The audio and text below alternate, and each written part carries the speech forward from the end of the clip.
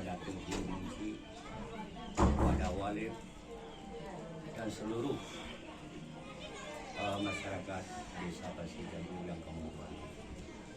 Perhormatan istimewa kali kepada rumah-rumah yang kali bersusah payah Dupreh kamu kageling tika kageling cukup salah ada alhamdulillah bagi kamu yang kamu muliakan dan yang kamu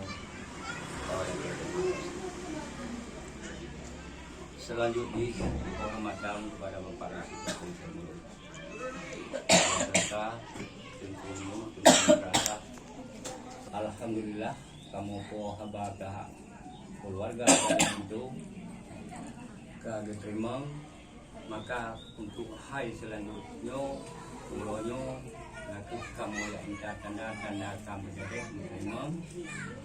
Itu yang pertama. Yang kedua, sampai nampak Pak Licik tubuh dapur tu kecil.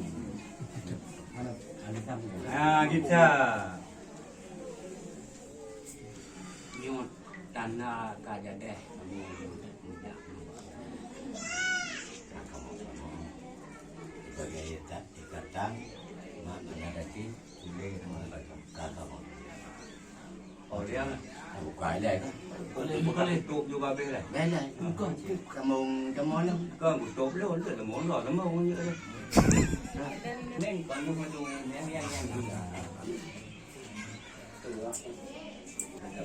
Aduh banyak berat kan? tadi. Dengar ni cerita banyak. Angga. Tidak, banyak. Tapi betul pada ni. Kayak Jawa dengan udang. Kan? Dapat cik kali tuan mau. Yang dua muda. Ke lanjut kali. Oh, ibu dia utama ini. Bagah bongkar. Mau bawa buku kan. Banyak nak buka ni. Ini untuk kasih main.